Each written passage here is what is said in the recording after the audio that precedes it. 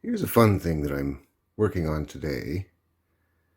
A ukulele. I'm usually the guitar dude, but here we have a ukulele. As you can see, the strings are kind of dangling funny on there.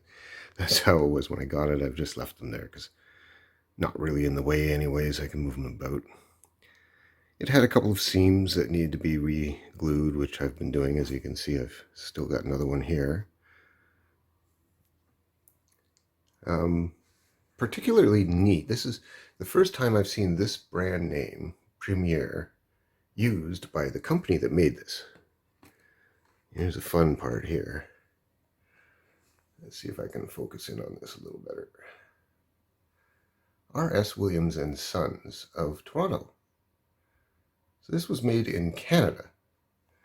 Now, R.S. Williams and Sons made well, a lot of different instruments over the years. They were quite well known for pianos. But they made stringed instruments from the early to mid 1930s until 1952, when the stringed instrument operation was sold. And this is one of the ones that they actually made themselves.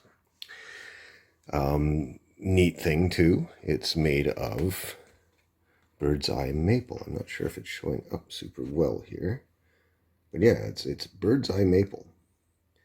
Not something you often see on ukuleles. When I got it, it had no nut. Being as I work on guitars from time to time, well, quite a bit now, I had a wooden nut from a parlor guitar that it wasn't usable on a guitar any longer, but it worked quite well to have something made of a suitable material for this guy. And there was one other thing. As you can see, there's a tuner removed. And that's because the knob had broken.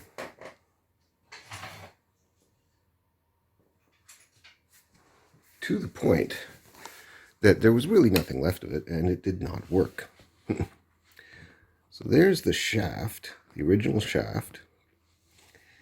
And here is a knob that I'm going to use to replace the original knob. It is about the right height. The shaft width of this knob, it looks reasonably similar to what's there.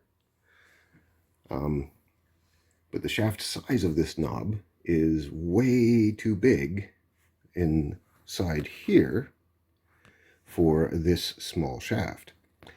So it's just going to spin around loose. You might be able to tighten it enough that it might do something, but it's not ever really going to work properly. It'll be horrible. So I have come up with an idea. I'm going to try out on this guy because I think that this is going to work very well with just a little adjustment. So I'm going to use this stuff. It's called Knead-A-Tight, or more commonly known to modelers as green stuff. Two-colored epoxy.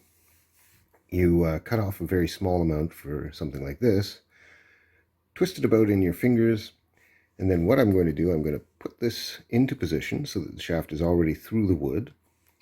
Put a very small amount of this on it before I put this over top, and this is going to have just a tiny bit of water inside it before I put it on, because this doesn't like water.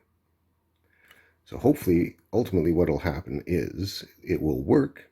It will provide a nice solid material on the inside that this tuner will turn on nicely, but it won't stick on it permanently. So in the future, if I do find an original knob, I can still replace it, and it's not going to be that big of a problem.